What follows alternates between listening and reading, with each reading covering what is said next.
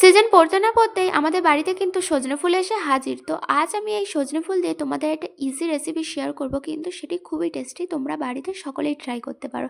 কিন্তু তার আগে আমি সজনে ফুলগুলোকে ভালো করে বেছে নেব। তারপর বেছে নেওয়ার পর 2 থেকে 3 বার ঠান্ডা জলে পরিষ্কার করে ধুয়ে নেব। ধুয়ে নেওয়ার পর আমি ডুমো করে আলু 2 থেকে 3টে ছোটো ছোটো করে কেটে নেব। ভালো করে আলু ছোটো ছোটো করে কেটে নেওয়ার পর আমি কড়াইতে তেল গরম বসিয়ে দিয়েছি। তেল গরম হয়ে এলে 2 থেকে 3টে শুকনো লঙ্কা তেলে ছেড়ে দেবো। ছেড়ে দেওয়ার পর ছোটো ছোটো কুচো কুচো করে রাখা পেঁয়াজ আমি কড়াতে ছেড়ে দিয়ে ডুমো করে কেটে রাখা আলু তাতে কড়াতে ফেলে দিয়ে ভালো করে নাড়িয়ে চাড়িয়ে নেব। নাড়িয়ে চাড়িয়ে নেওয়ার পর পরিমাণ মতো লবণ ও হলুদ দিয়ে আবারও নাড়িয়ে চাড়িয়ে নেব।